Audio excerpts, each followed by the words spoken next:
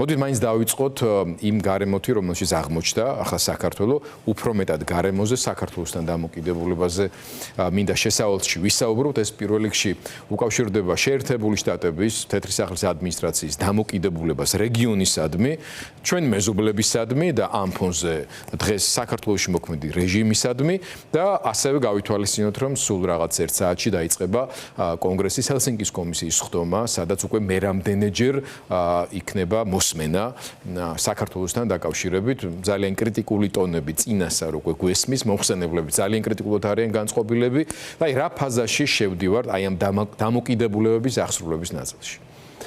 დიდი მადლობა. უაღრესად მოხარული ვარ მესაუბრო თქვენს მაღალ ინტელექტუალურ აუდიტორიას. კარგია რომ გადაცემა თქვენი კონკრეტულად კრებს რეიტინგს. ეს თქვენი ობიექტურობის და ღრმა ჟურნალისტური აკადემიზმის დამსახურება ყველაფერთან ერთად. სამწუხაროა რომ ფინანსური სიღატაკის შედეგად თქვენ ტელევიზიაშიც პრობლემებია, ისე როგორც ჩვენთან პარტიაში და მთლიანად ქვეყნის დემოკრატიულ და პოლიტიკურ სივრცეში. მაგრამ მთავარია რომ ბრძოლას არ ვწყვეტს და მივდივართ წინ. წინ რომ მივდივართ, დღევანდელი ჰელსინკის კომისიის ხდომა ვაშინგტონში, ამის ჭეშმარიტი დასტურია. მოგეხსენებათ პირველი სხდომა 2024 წლის 4 ივნის ჩვენი მონაწილეობით ჩატარდა, სადაც დაგვასახელეს ასევე ინიციატორებად მეგობარი აქტის და მთელი ამ პროცესის სავსების ობიექტურად და მოხარული ვარ და მადლობა რომ აღნიშნეთ ბატონო გიორგი, აი იმ საძირკვლის შაყრაში, რომელზეც ახლა უკვე შენდება საქართველოს გადასარჩენი გალავანი, 12 წლის წინ ჩვენ მივიღეთ თავარი მონაწილეობა და ის ხალხი, ვინც დღეს საქართველოში ასე წუხს და ამგვარად გვიდგას გვერდში, იგივე სენატის შერეღების კომიტეტის თავმჯდომარე სენატორი როჯერ უიკერი, რომელიც არის ჰელსინკის კომისიის თავმჯდომარე, ამავე კომისიის თანათავმჯდომარე ღირსეული კონგრესმენი მთელი მსოფლიოსთვის ვილსონი, დემოკრატების ლიდერი ერთ-ერთი კოენი და მთელი ეს სამეგობრო 160 ორპარტიული ძალიან მნიშვნელოვანია. ორივე პარტიას აი ამ თემაზე აქვს ერთი და იგივე აზრი, რომ უნდა დამთავრდეს ივანიშვილის რეჟიმი საქართველოში. აი ეს ხალხი ჩვენ 12 წლის წინ გავიცანით. 10 წლის წინ გავიცანით და დასჭირდა ძალიან დიდი და სერიოზული მუშაობა, რომ ამერიკის პოლიტიკური ელიტა მისულიყო ერთადერთ სწორ დასკვნამდე, რომ ივანიშვილიზმის მეოთხე სტადიის სიმსივნეს სანქციების გარდა მშვიდობიან ფორმატს ვამბობ, ჩვენს ქვეყანას ვერაფერი მოაცილებდა და მე კიდევ ერთხელ უდიდესი მადლობა მინდა ვუთხრა მათ. ჰელსინკის კომისია აი ახლა უახლოეს ხანში გამოაცხადებს ძალიან სერიოზულ თეზისებს. არ მინდა დავასწრო საავტორო უფლება წავართვა მეგობრებს, მიმოწერა ჩვენ ძალიან ყოველდღიური გვაქვს შეიძლება ითქვას, ამიტომ ინფორმაციას ვფლობთ იქ რა გადაწყვეტილებებს მიიღებენ. სამწუხაროა რომ ვერ შევძელი ჩასვლა და დასწრება და კიდევ შეხვედრა იმ პერსონებთან, რაც დააჩქარებდა რეჟიმის დასასრულს, ძალიან დააჩქარებდა, იმიტომ რომ ვაშინგტონში ძირითადად ჩვენ გვიჯერებენ და ჩვენი ფაქტორია ამ სანქციების საკითხი. ახლა მე ხوار რომ ვამსვრო ბრიუსელში, ვაშინგტონში, სადაც მთავარი თემატიკა დუხს საქართველოს გარშემო. ვერ ჩავდივარ, იმიტომ რომ აი რაც თქვენთან არის, არც ერთმა ბიზნესმენად წოდებულმა ორფეხა ბოროტებამ, ვინც საქართველოში მილიარდებს აკეთებს და ვისაც თავი გონია ბიზნესის ლიდერი, არც ერთმა არასოდეს არ დააფინანსა ჩვენი ვიზიტი ვაშინგტონში აი ამ თემაზე, რომ წირვა გამოგვეყვანა მათივე დამჩაგვრელის, აი მელას თავის მახრჩობელა უყვარდა ეგრე გამოვიდათ ბიძინა ივანიშვილის რეჟიმისათვის. ეს არ არის ბიზნესი, ესენი არიან ქვეყნის მტრები, კორუფციონერები, პოლიტიკით გამდიდრებულნი და ივანიშვილთან ერთად მათი ყოფნა პოლიტიკაში სამუდამოდ უნდა დავამთავროთ, მასობრივად გავხვეტოთ სახელმწიფო ინსტიტუტებიდან, დავაბრუნოთ თუ არა აქვთ კრიმინალი ჩადენილი სუბთა ბიზნესში, ხოლო თუ კრიმინალი აქვს ჩადებული, მათი ბიზნესი უნდა დავშალოთ, ნაწილი გამოაცხადოთ სახელმწიფო საკუთრებად, სტრატეგიული დარგები, რაც მეითვისეს, ენერგეტიკიდან დაწყებული, ოქროს მოპოვებით გაგრძელებული, მარგანეცი დაგვირგვინებული, პორტებით გაგრძელებული ბათუმის და ფოთის. ეს არის ხალხო მილიარდები 10 შვეიცარია შეინახავდა და აი ამ ორფეხა ღორების კოლტს მიაქვს სახში. ივანიშვილი მხოლოდ მათი მომწვერვალება და იმ ხელა პატრიოტიზმიც არ გააჩნიათ, რომ აი ამ თემაზე მაინც დაგხმარებოდნენ, დავეფინანსებოდნენ, დავეფინანსებოდნენ და ამ ცხოველის ხსენება კორექტირება რო არ მოვითხოვოთ, სახარებისეული შედარებად ჩავთვალო და გავატარო. მე ღორებას ბოდის უხდი, იმიტომ რომ ღორი ამდენს არასოდეს არ შეჭამს. ძალიან დიდი მნიშვნელობა აქვს, როგორ მწიფდება განწყობა ნებისმიერ სახელმწიფოსთან მიმართებაში ამერიკის პოლიტიკურ სისტემაში. დღეს ჩვენ მოусმინეთ ბატონი პაპუაშვილის განცხადებას, რომელმაც ისე უდიერად მოიხსენია ერთი თავად ეს მცდელობა საქართველოსზე საუბრის ამ ინსტიტუტების და მანამდე კობახიძეს უსმენეთ, რომელმაც თქვა, რომ ეგ არაფერ სერიოზულ საერთოდ არ წარმოადგენსო, რაც არ უნდა ილაპარაკონო, თეთრ ადმინისტრაცია არანაირ ყურადღებას არ აქცევს მათ. ეხლა თქვენ მაინც ამდენ წლიანი გამოცდილება გაქვთ მართლაც, აი განსაკუთრებით შედარებით რო ასაკოვანი სენატორები ვინც არიან და იქ სინიორეს ახალგაზრდებს, მაგრამ ის ძველები მნიშვნელოვან წილად ბევრ რამეს განსაზღვრავენ. ხო, მაგრამ აი რა შეგიძლიათ თქვა ამასთან დაკავშირებით? ეს არის უბრალოდ ლაპარაკისთვის. ვიღაცები, რომელსაც მართლა შესტკივათ საქართველოსზე გული, რეგიონში ამერიკული ინტერესებზე, ან უბრალოდ უკვე ძალიან შეურაცხყოფილად გრძნობენ თავს აქედან, ესეთი შეურაცხყოფელი განცხადებების გამო, თავიანთ ჭიას ახარებენ, გულს იფხანენ თავისთვის თუ რა შეიძლება მოყვეს ამას უკვე სერიოზულად. ვიცით რომ ივანიშვილი დასანქცირებულია, უბრალოდ ესენი იძახიან, რომ ეგო ბაიდენის ადმინისტრაციის ცუდი მემკვიდრეობაო, ცდილობენ ხალხს დაავიწყონ, რომ სინამდვილეში გართულებები სწორედ ტრამპის წინა ადმინისტრაციის დროს დაიწყო, როცა პომპეო სახელმწიფო მდივანი ჯერ ვაშინგტონშივე უთხრა, რა იყო გასაკეთებელი, რომ პარტნიორი ურთიერთობები განვითარებულიყო, ამერიკული და ჩინური გავლენები არ გაძლიერებულიყო. შემდეგ ჩამოვიდა ის კაც სპეციალურად აქ, მაგრამ ამათმა ბოდიშთა ფეხებზე დაიკიდეს. მე მაინტერესებს თქვენ რას ელით, აი ხო ამბობთ ახლა რომ რაც მეტი დრო გადის, უფრო და უფრო მეტად რთული ხდება პოლიტიკური საქმიანობა საქართველოში. აი მაგალითისათვის და გავჩერდები და მე რა თქმა უნდა თქვენ მოგცემთ სრულად პასუხის საშუალებას.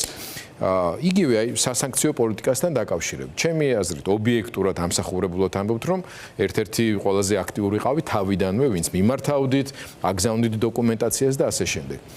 ამ საქციელის გამო ბრალდებები წაუყენეს თქვენს კოლეგებს პოლიტიკურ პარტიებს. წესით პირველი ხა თქვენ უნდა დავიჭიროთ, ხო? ამაზე დაასანქცირა ივანიშვილი და ეს ბანდა არის შალვა ნათელაშვილი და ლეიბორისტული პარტია. რას ერჩით იმ პატიოსან ხალხს ციხეში რომ გამოკეთეთ. რეალობა რა თქმა უნდა, ყველამ ვიცით და ხვდება ჩვენი ბრძენი ხალხი, რომ ის არასოდეს არ პატიობს თავის ყოფილ პარტნიორებს პატარა გადახრასაც კი. თუ ოდესმე ივანიშვილს ვინმე დაუფინანსებია და მე მისი რამე არ მოსწონებია, აუცილებლად გაამწესებს ციხეში. ასე დაიწყო მან თავისი ნათესავების დაჭერით, სხვათა შორის, სანამ ხელისუფლებაში მოვიდოდა მერაბიშვილის საშუალებით იჭერდა მთელი თავის ნათესავებს, ვისაც ასე ვთქვათ, რაღაცა შეიშლებოდა ან შეეპარებოდა ეჭირო რაღაცა მოპარა ერთი ენერგიან რაღაცა და შემდგომ ჩვენს პოლიტიკურ კოლეგებს, ლიდერებს, რა თქმა უნდა, მათი განთავისუფლებისათვის ვიბრძოლებთ და პოლიტიკური პატიმრები რაზეა საუბარი, მაგრამ მინდა შევახსენო, რამდენჯერ გითხარით მეგობრებო წლების განმავლობაში, მათ შორის იქ პანჯატურში, რომ არ შეიძლება სატანასთან და ეშმაკთან შეეკვრა გარიგება და შეამხანაგება. ეხლა პოლიტიკაში და მათ შორის დიდ გლობალურ ასპექტშიც მოდის გარიგებები. ასე სტალინმა და რუზველტმა ბრიტანეთის იმპერია დაშალეს. ობიექტურად ვთქვათ, შეგრულები იყვნენ ჩერჩილის წინააღმდეგ და როგორც კი მეორე მსოფლიო ომი დამთავრდა, ისიც ჩამოიშალა, იმიტომ რომ წაართვეს გიროვანქა სტერლინგს მსოფლიო ვალუტის ფუნქცია გადასცა სტალინმა დოლარს. ეს ფაქტია, მაგრამ როდესაც უზნეობა საფუძველი ამ გარიგების და შეკვრის, ძალაუფლების გაყოფა, დივიდენდები, ამდენი მოგება მე, ამდენი მოგება შენ, მოდი მე გამოვალ და ეხლა ისე გაგაკრიტიკებ, სიამდვილეში შემოვალ პარლამენტში და გაგითეთრებ არჩევნებს და სხვა და სხვა, მე უკვე როცა იქ ფულია გატეხილი და ივანიშვილის ვიმეორება აქვს გაშვებული ფინანსი ვინმესთან, აი ესე უსწორებს ანგარიშს და ამიტომ დაემართათ ჩვენს კოლეგებს, აი ეგ როგორც იურისტი და პოლიტიკოსი, როგორ აფასებთ იმ მდგომარეობას, როცა ქვეყანაში ხელისუფლების კრიტიკის გამო საერთაშორისო ასპარეზზე სახელმწიფოს ღალატის ლამის მუხლით არის აღძრული სისხლის სამართლები და აი მაგალითად გიორგი ვაშაძის მიმართ 14 წლიანი მუხლია საერთოდ. ისე ვაშაძის რა ბედია ეს ამ საკითხში რეპრესიები გადაიტანა არაერთი, მაგრამ ესაც მისი ბრალია პირდაპირ გეტყვით აი პარლამენტში არ უნდა შესულიყვნენ ის და სხვა მეგობრები და დღეს ჩამოშლილი იქნებოდა რეჟიმი და არც ციხის პრობლემა იდგებოდა და ქვეყანას არ ექნებოდა აი ესეთი ტრაგიკული მდგომარეობა. ვიმეორებ, სანქციები გაუჩალიჩეთ, გავუხერხეთ და მოუახლოვეთ ჩვენ ლეიბორისტებმა ბიძინა ივანიშვილს. დანარჩენმა ოპოზიციურმა სპექტრმა ამას იმიტომ რომ ვიღაცას გამოაჯავრო. სანქციების მოთხოვნა დაიწყეს 2024 წლის დეკემბრის შემდეგ, მას შემდეგ, რაც დაასანქცირა ამერიკის ადმინისტრაციამ ბლინკენმა ბიძინა ივანიშვილი პერსონალურად. მერე ყველა აღვირდა, მანამდე არ მომიწერა ხელი არც ერთმა ივანიშვილის დასანქცირების მოთხოვნაზე. ეხლა მე არ ვამბობ, რომ ამაში ფული ჰქონდათ აღებული, მაგრამ გათვლები ჰქონდათ, რომ აი რაღაცა შარს არ ავაწყდე, ან იქნებ რაღაცა შეიცვალოს უკეთესობისკენ. ცალ-ცალკე ვიზიტების დროს და ამ საკითხებს აყენებდნენ ობიექტურად. შეიძლება რაღაც კოორდინირებულად შუმად რაც ლაპარაკობენ ერთია. შუმად, მაგრამ რეალურად მე არც ერთმა რო არ მომიწერა ხელი დასანქცირების მოთხოვნაზე. ეხლა მაბატიეთ ეს იმიტომ გამახსენდა, რადგან მითხრეს ვაშინგტონში არაერთხელ წლების განმავლობაში. კაცო, მარტო შენ რო დადიხარო და ითხოვ ამ დასანქცირებასო, სხვა პოლიტიკური სპექტრი რა აზრის არის? იმიტომ რომ თვითონ შეერთებულ შტატებში საკმაოდ დიდი ხნის განმავლობაში ბევრ რამეზე თვალს ხუჭავდნენ ლობირებებთან დაკავშირებით, ხო? მხარსაც კი უჭერდნენ რეჟიმს. მოდით ეხლა ფოკუსი გადმოვიტანოთ რა მდგომარეობაში ბატონშალა თავად ივანიშვილი აი ეს ამ თემაზე ამ სასანქციო ქარიშხალს ზუსტად მათ შორის სასანქციო ნაწილშიც იმიტომ რომ ამის გამო ხალხს იჭერენ დაჭერილი წყავთ მაგრამ უმატებენ საქმეებს ანუ ეხლა რა შეეხება ამ ეხლა იურისტი ვარ და სოფლიო სამართალდამცავი ორგანოების პრაქტიკასა და კანონმდებლობაში მე არ მინახავს მუხლი რომლის თანახმადაც პოლიტიკოს ან მოქალაქეს ჟიდან კონკრეტული არჩევნების აღიარების ან არაღიარების გამო. ეს არის სოფლიო დიქტატურაში ისეთი ნოვაცია, რაც შეიძლება მხოლოდ ივანიშვილის დაჟანგებულ და ტირანულ ტვინში შეიძლება დაბადებულიყო და გაფორმებულიყო იმ მონღოლ მეჯოგოს რო ეძახი პაპუაშვილის ხელით და ამ შეშლილით მაგაწეწილი კობახიძის მითითებით. ნუ ეს წარმოუდგენელი რაღაცა. ამ პრინციპით უნდა საქართველოს შემოავლონ დიდი მავთულ ბადე, რუსებმა იქიდან შემოგვავლეს უკვე. ეხლა ამათ ქვევიდანაც შემოავლონ და ყველა უნდა დაგვიჭირონ მინიმუმ 80%, რომლებიც არ აღიარებენ ამ თავრობას ლეგიტიმურად, ხო? გარდა ამისა, დონალდ ტრამპი უკვე დაპატიმრებული უნდა იყოს, რადგან მან არ აღიარა ამერიკის არჩევნები, რის შედეგადაც ბაიდენმა დაიკავა პრეზიდენტის თანამდებობა. ბოლომდე არ აღიარა და არა მარტო არ აღიარა, მიტინგი მოაწყო ვაშინგტონში. მომიტინგეები გაქანდენ კონგრესის შენობა აიღეს და 6 კაციც მოკვდა. ტრამპს დაემართა რამე და ან მის პოლიტიკურ გარემოცვას ვინმე დაიჭირეს, ახლა იქ ვინც უშუალოდ ფიზიკურად დაარბიეს კაბინეტები და ისინი დაიჭირეს, გონი გაშვებულებია ყველა უკვე. ხო, ანუ გამოდის რა, რომ ტრამპიც უნდა დაეჭირათ საქართველოს 80% ექვემდებარება ამ კანონმდებლობით დაპატიმრებას და საერთო ჯამში ვიმეორებ დემოკრატია ნიშნავს იმას, რომ შენ გაქვს უფლება აღიარო რაღაცა პოლიტიკური ან სამართლებრივი მოვლენა, ან არ აღიარო.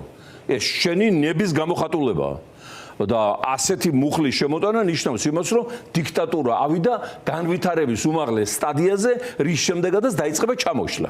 ეხლა მე მინდა თქვენის ნებართვით პირველი თქვენი ძალიან ღრმაშინაარსიანი შეკითხვის პათოსი გავაგრძელო. მარტო ჰელსინკის კომისიის დღევანდელი სხდომა არა სიახლე, თებერვლის სიახლე. რა თქმა უნდა ჰელსინკი გადამწყვეტია, უნდა ვთქვათ, იქ არის მოტორია ამ დასანქცირების. ცუდი ამბებია მთლიანად რეჟიმის თავს. ცუდი ამბებია იმ გაგებითაც, რომ ოლიგარქმა ვერ შეძლო ამერიკული სანქციებისგან განთავისუფლება, რის იმედიც მას ჰქონდა და რასაც პირდებოდა ლავროვი და პუტინი, ეს თემა მათ დასვეს ანკორიჩიც ტრამპთან მოლაპარაკების დროს და დიმიტრიევი, რომელიც არის მომლაპარაკებელი მხარე მოსკოვსა და ვაშინგტონს შორის უკრაინის თემატიკაზეც მათ შორის და ამ დროს კიეველია, იცით ხო? ჩვენ დიმიტრიევი კიეველია. მედინსკიც კიეველია, ის ყავთ შერჩეული ადგილობრივი მოღალატეები უკრაინის თემატიკაზე. დიმიტროვის ხელითაც ითხოვდნენ ამ სანქციის გაუქმებას, მაგრამ ეს არ გამოვიდა. აი რა დიდი მნიშვნელობა აქვს მეგობრები, როცა არსებობენ ვაშინგტონში პიროვნების, ქვეყნის, რაც მთავარია და მომავლის. რომ არ ყოფილიყვნენ, ახლა მე არ მინდა ვიღაცას უხერხულობა შეუქმნა, მაგრამ რომ არ ყოფილიყვნენ აი ეს ჩვენი დიდი მეგობრები, ვინც ჩამოგითვალეთ უიკერი, ჩვენი ვილსონი, კოენი, რიში, შახინი, ძალიან დიდი რაოდენობა რომ არ ყოფილიყო. ამი არ გამოვრიცხავ. რო ეს მართლა გამომძვრალიყო იმ სანქციებიდან, რადგან ახლა თქვენ ხედავთ ალბათ ამერიკას მაინც და მაინც ყველა ქვეყანასთან მიმართებით ძალიან მაღალი მოთხოვნები არ აქვს. მაღალი მოთხოვნები აქვს იმ საზოგადოებასთან, რომელსაც თulis რომ მისი დონია ცივილიზაციურად და ღირსია რომ ერთიან სამეგობროში იყოს. ხო? აი ახლა ხო არ დაუმეგობრდება მაგალითად პროფესორი ქუჩის კრიმინალს. შეუძლებელია მათი მეგობრობა, ხო? აი დაახლოებით აი ესეთი გრადაცია გეოპოლიტიკაში. ასე ახლა აგერ საუდის არაბეთი ამერიკის მოკავშირეა, უკვე რამდენი წელია სტრატეგიული თან, სადაც ქალები მონობაში ყავთ პრაქტიკულად და დემოკრატიის ნიშანწყალი არჩევნები იქ არსებობდეს და მეც რაც გეტყვით, საუდის არაბეთის მოდელი ამერიკამ გაავრცელა გუშინდელი დღიდან უკვე აზერბაიჯანზე, სადაც არის საოჯახო დინასტია, ალიევი პრეზიდენტი, ცოლი ვიცე-პრეზიდენტი, შვილი მემკვიდრე წმინდა წყლის საუდის მოდელია გამოტანილი, ოღონდ ჯერჯერობით იქ ქალები ჩვენი აზერბაიჯანელები თავისუფლები არიან და იმედი ასე დარჩება. მაგრამ ამერიკამ არ მოსთხოვა მათ და იგივე ტრამპმა დემოკრატიული სტანდარტი. აი ჩვენთან მიმართებაში მოთხოვნა ასეთია, მაგრამ თუ არ იქნებოდა ჩვენი მეგობრების ეს ჯგუფი, შეიძლება მაინც და მაინც ტრამპსაც არ მოეკლა თავი. იმისათვის რომ ეს რეჟიმი მოეცილებინა ჩვენთვის. ისე როგორც ბელარუსთან დაკავშირებით ტრამპი წავიდა კომპრომისზე, გააფორმა ლუკაშენკოსთან სიტყვიერი და ფაქტობრივი შეთანხმებაც მოუხსნა სანქციები ამ ქვეყნის ავიაკომპანიას ბელავიას მოგეხსენებათ რუსული ავიაკომპანიები შავდღეში არიან სანქციების გამო სათადარიგო ნაწილები თვითმფრინავზე ვერ იცვლება და ამიტომ სავიაციო შემთხვევები გახშირებულია და რუსეთს გაუხსნა გზა ბელარუსის გავლით ბოინგის სათადარიგო ნაწილების მისაწოდებლად. ანუ ხდება გეოპოლიტიკაში გარიგებები, რომელიც ხშირად არ არის პატრიოტიზმის, დემოკრატიის თუ ზნეობის უმაღლეს პრინციპებთან დაკავშირებული. პოლიტიკა და გეოპოლიტიკა პრაგმატული ხელოვნება, იქ ძალიან ძნელია დიდი ეთიკური ღირებულებები ხშირად ეძებო სამწუხაროდ თუ საბედნიეროდ ეგრეა, ხო? ამიტომ აი ეს მეგობართა ჯგუფი არის გარანტი იმისა, რომ ჩვენ იქ არაფერი არ გვემუქრება და ვერანაირი ადმინისტრაცია. ტრამპი იქნება, მომავალში ვენსი იქნება, თუ ჩემი მეგობარი კრუზი იქნება, კრუზი თუ იქნება კი ამათ სახსენებელი არ იქნება მანამდე, მაგრამ მაინც ყაველაშვილი ვერ შეცვლის ამ ყაველაშვილი რო შეხვდათ ერეფანში ბოჭორიშვილთან ერთად ვენს და რუბიოს თქვენი აზრით ჩვენ მოვისმინეთ მათი ინტერპრეტაცია. კორიდორში დგანან და ხელები აქვს გაწმული ვიღაცამ ხელი ჩამოართოს და მე ეს დააპიარონ. თან მეცოდება ჩემი ქვეყანაც, ჩემი თავიც და თვითონ ესენიც აი ამ საშინელი დამამცირებელი როლის შემსრულებლები, რაც მიაკუთვნა ივანიშვილმა და უთხრა რომ შენ იქნები პრეზიდენტი, შენ საგარეო საქმეთა მინისტრი, შეიძლება პირად ცხოვრებაში ესენი კარგი ადამიანებიც არიან, მაგრამ როგორც მონები არ უნდა გძულდეს, უნდა გვეცოდებოდეს და ვეცადოთ ისინის დავიხსნათ ამ მონობისგან და საერთო ჯამში აი ამ დროს მახსენდება რა იცით საოცარი სიტყვები ბრძანა ლეგენდარულმა დე გოლმა საფრანგეთის ლიდერმა არ შეიძლება ხელისუფლებაში ჩლუნგი განუვითარებელი ხალხის დაშვება, რადგან საზოგადოებას ისინი თავის დონეზე დაიყვანენ.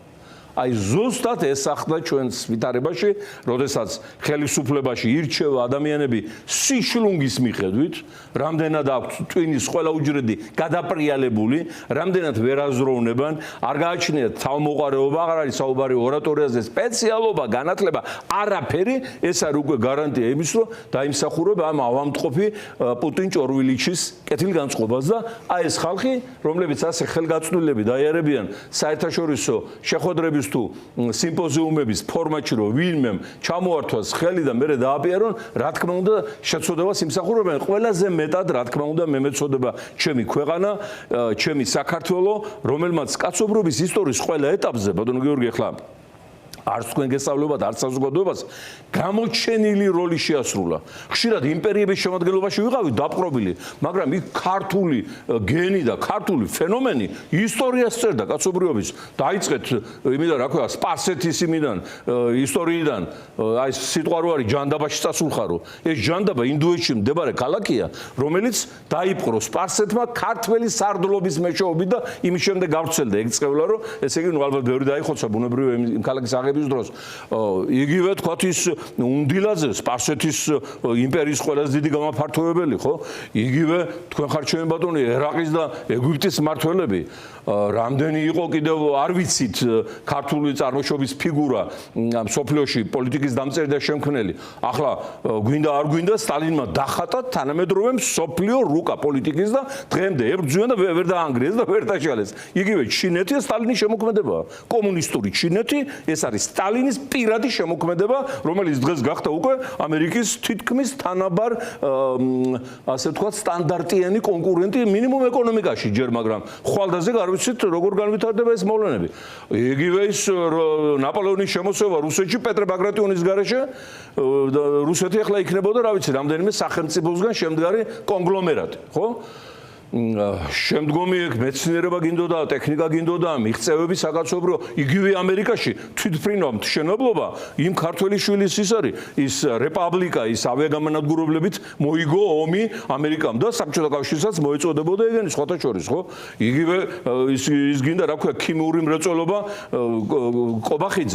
კობახიძე, ქართველი მეცნიერი, რომელმაც ამერიკის ქიმიურ მრეწველობას ჩაუყარა საფუძველი, იგივე ცემენტი, ეხლა ჭელიძე მოიგონა, ცემენტი არ ქონდა მანამდე კაცობრიობას ქართველმა, ხო? აღარ მინდა ეხლა და დღეს უკვე საქართველო არის ფუნქცია დაკარგული. მაპატიეთ, დაიმპოტენტებული, პარალიზებული მოვლენა მსოფლიო გეოპოლიტიკურ რუკაზე. არავინ არაფრად არ გთვლის, არავინ არსად არ გვებადიჯება, არავინ არ გვეკითხება ხურმარახილია. არავის არ აინტერესებს ჩვენი აზრი, მათ შორის როცა ჩვენ ბედს წვეტავენ. მაშინაც კი იმ ღონისძიებებზე, იმ სიმპოზიუმებზე და შეხვედრებზე. ეხლა ვინმე წარმოიდგენდა, რომ ამერიკის ვიცე-პრეზიდენტი ჩამოვიდოდა ბაქოსა და ერევანში და თბილის გვერდს აუქცევდა. თანაც ჩამოვიდოდა არა პროტოკოლური, ფორმალური ვიზიტით, არამედ გეოპოლიტიკურ ვითარებას სტრატეგიული შეთანხმებებით გადააწყობდა და საქართველო დაკარგავდა, მინიმუმ დღეს ასეა, დადგებოდა თავისი გეოპოლიტიკური ფუნქციის დაკარგვის საფრთხესთან. და ნებისმიერი სახელმწიფო არსებობს თავისი გეოპოლიტიკური ფუნქციით. თუ ეს ფუნქცია არ არის დამოუკიდებელი, სახელმწიფო არ არსებობს. ეს არის კაცობრიობის ისტორიული კანონი. აი ახლა დედამიწაზე 6000-მდე ერი და ეთნიკური ჯგუფია, მაგრამ სახელმწიფო მარტო 200-ია. ეს 200 სახელმწიფო გეოპოლიტიკური დატვირთვის მიხედვით არის შექმნილი და აღიარებული და არა ეროვნული, ან თქვათ რელიგიური ნიშნით. ეხლა მოგეხსენებათ, ქურთები 50 მილიონია, მაგრამ არ აქვს დამოუკიდებელი სახელმწიფო, განფენილნი არიან სირიის, თურქეთის, ირანის და ერაყის ტერიტორიაზე. გეოპოლიტიკური მოთხოვნილება არ არის თურქული სახელმწიფო შექმნაზე. 50 მილიონი ხალხი, თამილები სამხრეთ ინდოეთში, ეს სამკუთხედში 70 მილიონია. არავის აზრად არ მოვა იბრძვიან, სხვათა შორის დამოუკიდებლობა უნდა იმათაც ერაყელებს. არავის აზრად არ მოვა, რომ ეს ამათი დამოუკიდებლობა აღიაროს. არ ვერ ხედავენ გეოპოლიტიკურ ფუნქციას რეგიონში და მთლიანად პლანეტარული მასშტაბით. და ჩვენი გეოპოლიტიკური ფუნქცია, ჩვენი არსებობის საფუძველთა საფუძველი იყო აბრეშუმის გზა, შუა კორიდორი, გზა, მაგისტრალი, რომელიც აკავშირებს პირდაპირ თქვათ წყნარ ოკეანესა და ატლანტიკური ცივილიზაციის ყველაზე წამყვან სეგმენტებს და ეს გზა გადიოდა მხოლოდ საქართველოზე.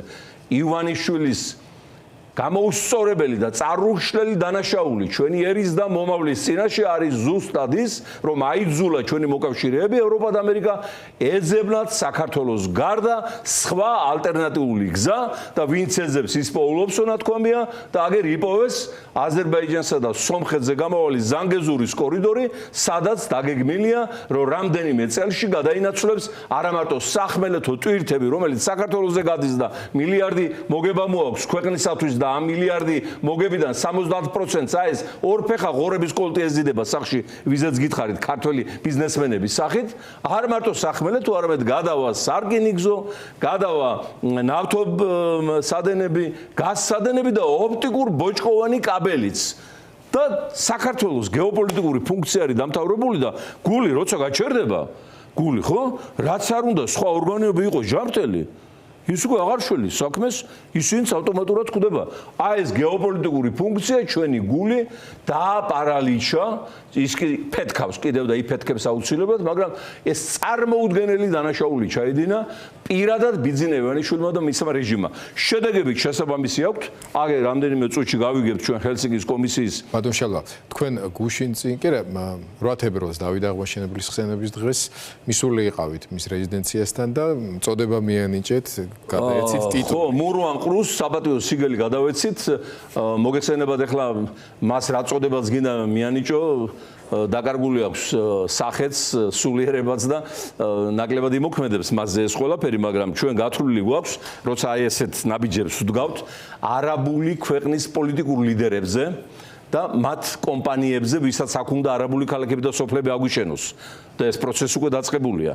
როდესაც ხედავენ აი ამას, რომ არის იქ მოწინააღმდეგე პოზიციები და ძალები, როდესაც ჩვენ ვწერთ დღე გამოშვებით, რომ რეჟიმი არის სანქცირებული, რეჟიმი არის არალეგიტიმური, არაღიარებული და მისი ხელმოწერილი კანონების და კონტრაქტებიც თქვენთან არის არალეგიტიმური. გავაუქმებთ როგორც ესენი წავლენ და შეგრჩებათ სუფთა ზარალი. ამის გამოა რომ დღემდე ვერ დაარტყეს ნიჩაფი ჯერ.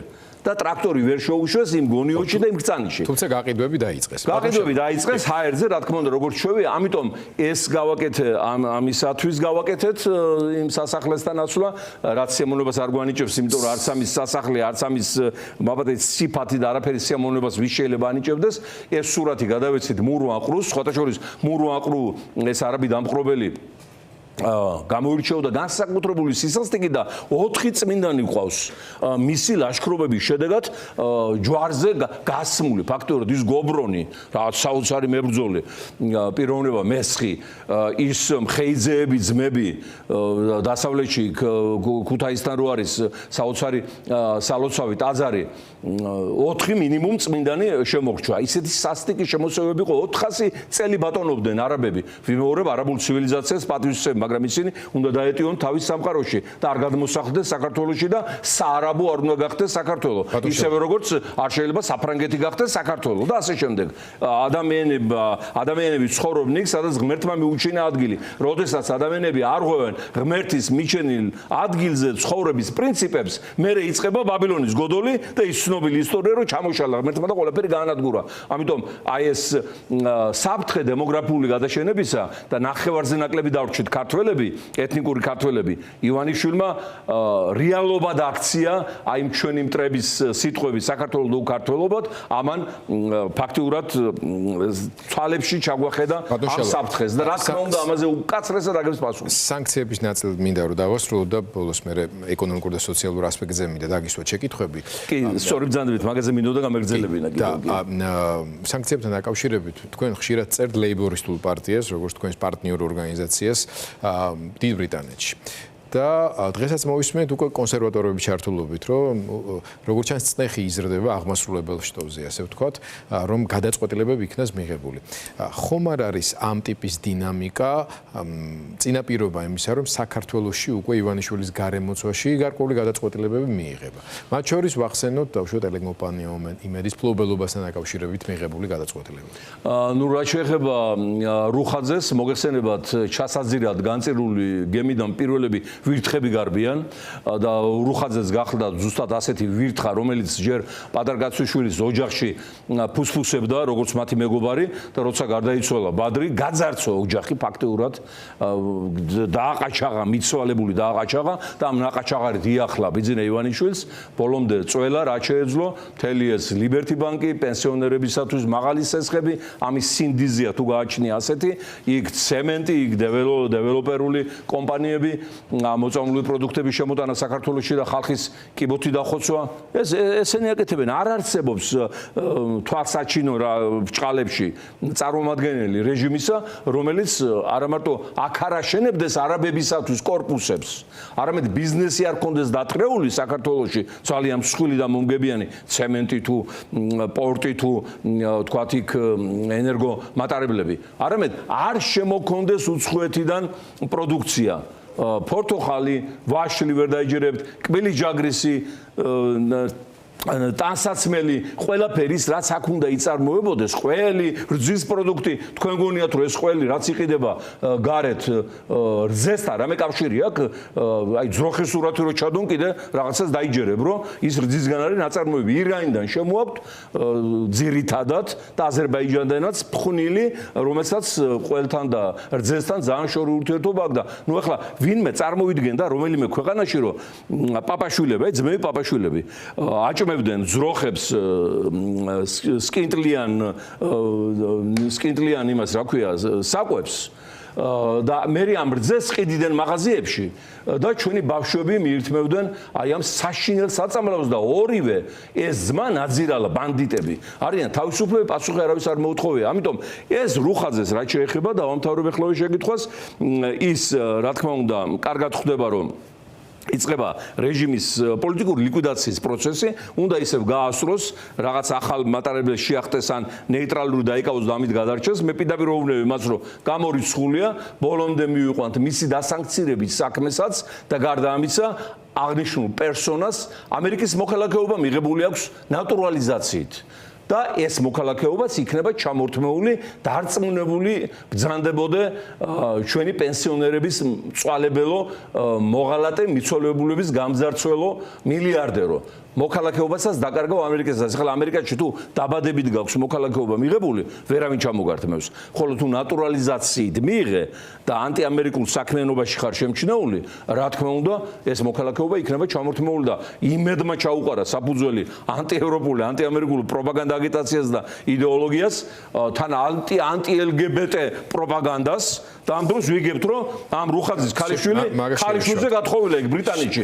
ესე იგი, იმის არ იყოს მიიღეს ანტიდისკრიმინაციული კანონი, მე განაცხადეს, რომ სინამდვილეში არიან ტრადიციული ურთიერთობების პატრონები და ისეთი პიროვნებები გამოდიან LGBT-ს წინამდე, რომლებიც თვითონ არიან, ასე ვთქვათ, შემჩნეული რაღაცეებში. ნუ მოკლედ, იქ დაუბრუნებულია ზნეობის ყველა პრინციპი. საუბრისთვის ცოტა დრო დაგვრჩა და მინდა რომ თქვენთვის ასევე ძალიან მნიშვნელოვან თემას იმ სოციალურ ფონზე მოვასწროთ საუბარი, რაც ლეიბორისტებისთვის ყოველთვის იყო ყურადღების ფოკუსში და აი ქართულმა ოცნებამ გადაწყვიტა რომ ფასების დაკლების აუცილებლობაზე აქტიურად ისაუბროს.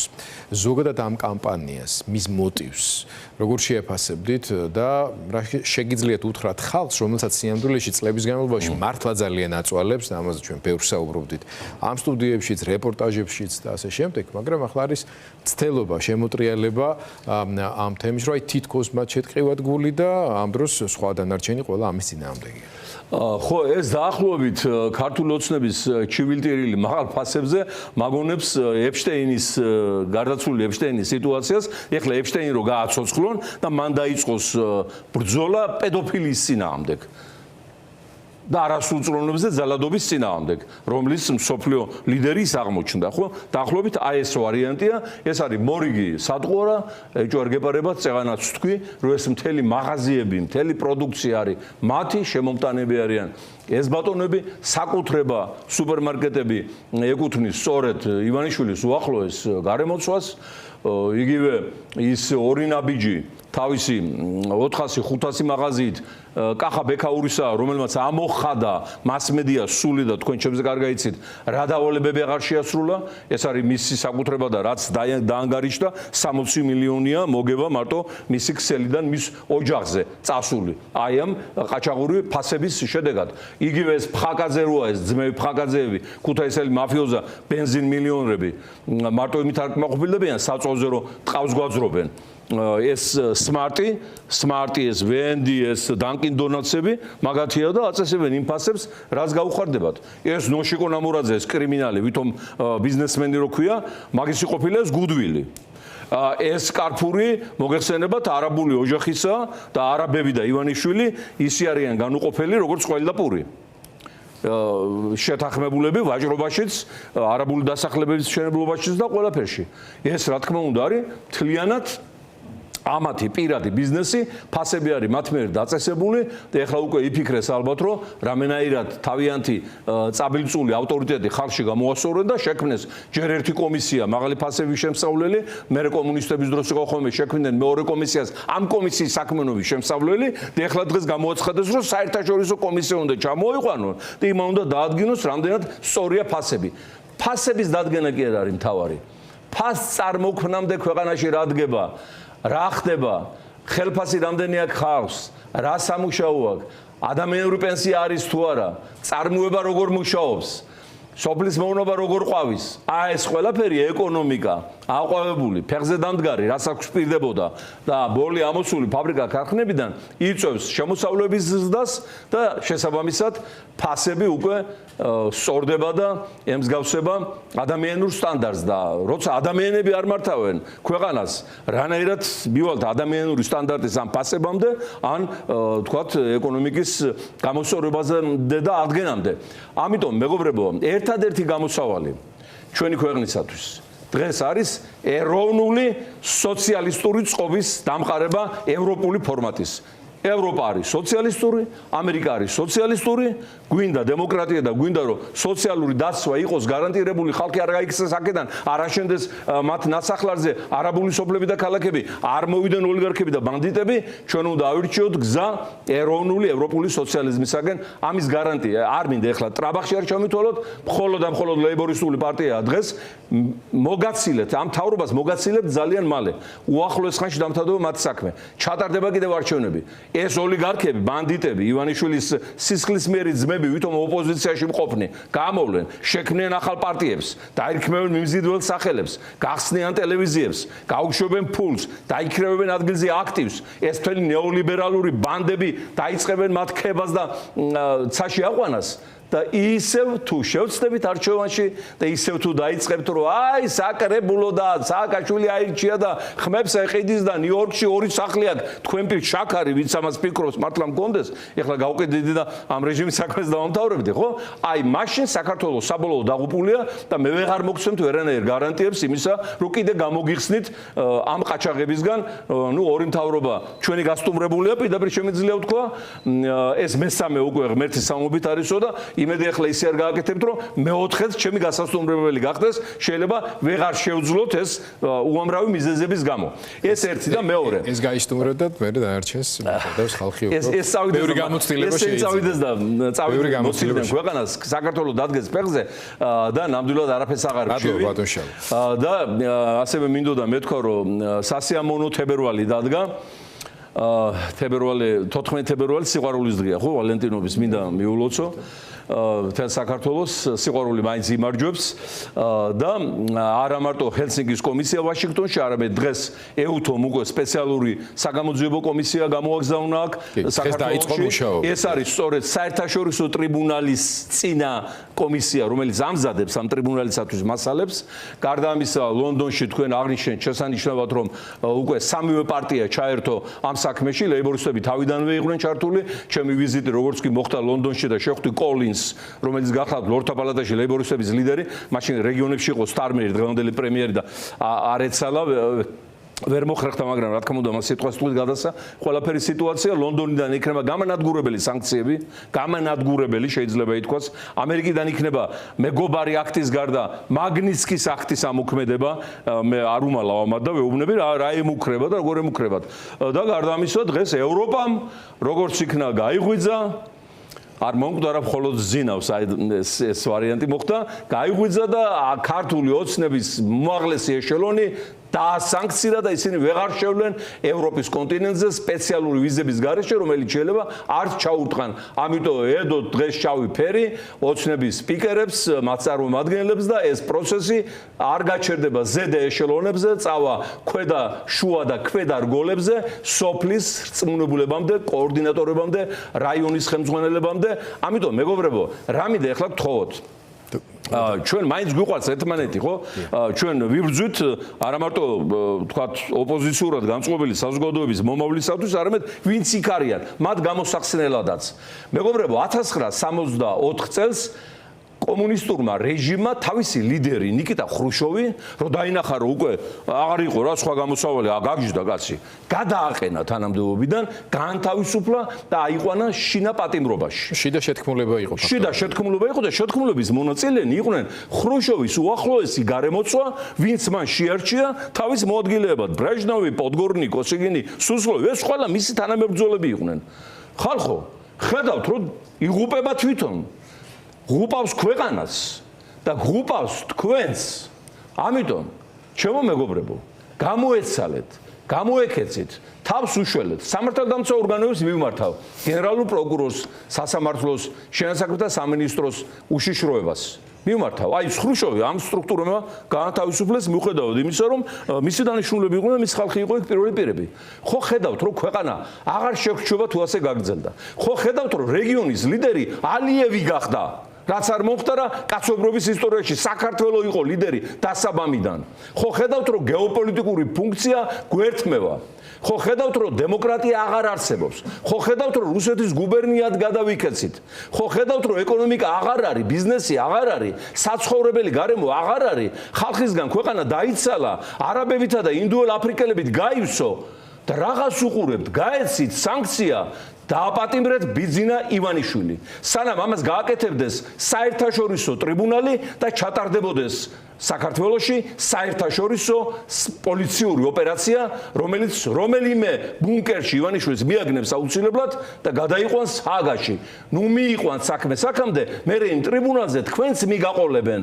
მოგეხსენებათ ნიურნბერგში ჰიტლერი ამჯდარა გაასწრო თვითმკვლელობით და ყველა მისი მოადგილე და ფავორიტი იქიჯდნენ და მერე საქმრობელაზეც გაიყვანეს. ამიტომ თავს მაინც ნუღუბავთ. აღძარით საქმე, თქვენ თვითონ დააპატიმრეთ ეს ვერაგი არამზადა ეროვნული მტერი ჩვენი დააპატიმრეთ და ეს კიდევ ნიშნავს იმას, რომ აღვიდგენთ წამხდარ პრესტიჟს მსოფლიოში, აღვადგენთ ქვეყანას, დავიწყებთ ახალი ქვეყნის მშენებლობას და თქვენს გამოძრობით პასუხისგებლობისაგან. აი ეს არის ჩემი მეგობრული რჩევა. ეხლა დღეს მაბადიეთ ძალიან გაგვექცა. ისე ლაპარაკობდნენ, ეს არ შემიძლია არ თქვა, ეს პაპუაშვილები და სხვები უცოდველი კრავები ვით, რომ რა დაუშავეს სანქციების ამბავი რო გაიგეს, თურმე ისეთი რა დაუშავეს ამერიკას და ევროპას. გარდა იმისა, რომ მთელი მოსკოვის აზრები ახმოვანეს წლების განმავლობაში და ანტიატლანტიზმი ჩამოაყალიბეს ოფიციალურ იდეოლოგიად, შეურაცხყოფები აყენეს. ეხლა მე ხო ვიცი სენატში როგორ არიან შეურაცხყოფილი, მაპატიეთ გათახსირებულები ეძახეს სენატორებს, იმ ზარქოებმა და ვიღაცებმა. წარმოუდგენელი საერთაშორისო პრაქტიკაში მიუღებელი უძდელური ფორმატით ერთი დარჩა ისტორიაში, აი ხრუშოვზე დავიწყეთ და იგივე გავაგრძელებ. ხრუშოვის განცხადება, კონრად ადენაუერი იყო გერმანიის კანცლერი, ისტორიული კანცლერი, რომელმაც ფეხზე დააყენა დანგრეული გერმანია მეორე მსოფლიო ომის შემდეგ და ეს მარშლის გეგმა და ის მის ხელმძღვანელობით განხორციელდა და ერთხელ გაბრაზდა ამ ადენაუერზე და განაცხადა, რომ კონრად ადენაუერს რო ჩახადო შარვალიო და შეხედო უკნიდანო, გერმანია ვერასოდეს ვერ გაერთიანდება დარწმუნდებიო. ხოლო თუ წინიდან შეხედავო, მიხვდები რომ გერმანია ვერასოდეს ვერ აღდგებაო.